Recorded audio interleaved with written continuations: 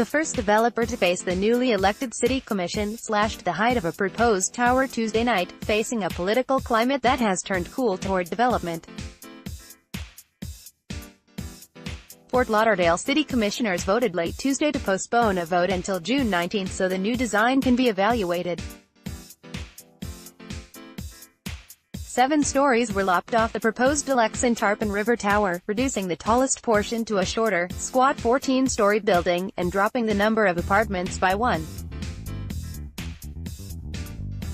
Trammell Residential now proposes building 180 high-end apartments at 501 SE 6th Avenue, on the south side of the New River downtown, across U.S. 1 from the Rio Vista neighborhood. It would replace the 30-unit, 3-story Edgewood condo. The tower proposal was so controversial that opponents formed an organization and hired a lawyer and a traffic engineer. The city's elections were dominated by talk of overdevelopment, and a majority on the 5-member commission was elected on promises to usher in an era of smart growth. Mayor Dean Trantalis said it was clear the developer had compromise in mind, and he expects opposition to wane. "You've definitely come a long way from what I first saw," Trantalis told the developer. Others said that simply lowering the height and spreading the bulk of the building into lower floors didn't change the traffic impacts or issues with the property's restricted access for vehicles. The developer reduced a slender 21-story tower and a secondary 16-story tower to 14, and added 2 levels to a shorter wing. The ground floor of the short wing originally was to be open, but the new plan calls for it to be filled in. "I received a ton of emails. First of all, they said, 'Don't forget why we voted for you. We voted for you to slow down development,'" Commissioner Steve Glassman said. "This modified site plan doesn't change any of that. The site is across the river from the historic Stranahan House, between Smoker Park and the top of the Henry E. Kinney Tunnel." Glassman said the original design was more attractive, with varying heights and a more slender tower. Developer attorney Courtney Crush said that when she spoke to city commissioners, there was an emphasis on listening to the neighboring residents. The developer also spoke to an attorney hired by opposing neighbors.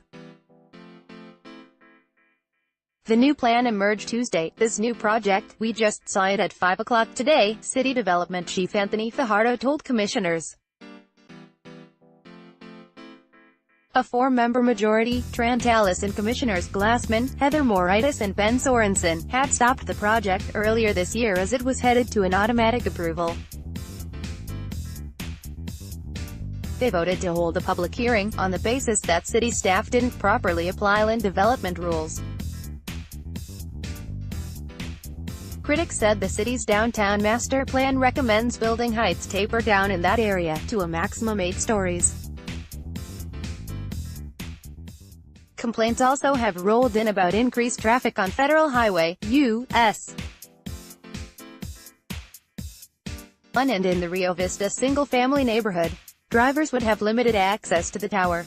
It's blocked in by the river, the park, the U.S. 1 tunnel and another condo. The only access is via a one-way service road that takes northbound drivers around the top of the tunnel, to reach the site just west of the tunnel top. Drivers southbound on U.S. 1 would have to take a U-turn or cut through Rio Vista to circle around the top of the tunnel, officials from the city and development team confirmed. Crush said the building would be set back 135 feet from the river's edge, which is more than twice what is required. That would allow for creation of an exceptional public realm space, a city memo says. Part of it would be given to the city for a park, Crush said. The property is within the downtown's most intense zoning area, encouraging dense, high-rise development. Though visible from single-family Rio Vista, the property is not close enough to trigger rules about being compatible with that neighborhood, officials said. Brittany Wallman can be reached at bwallman@sun-sentinel.com or 954-356-4541. Find her on Twitter at Brittany Wallman.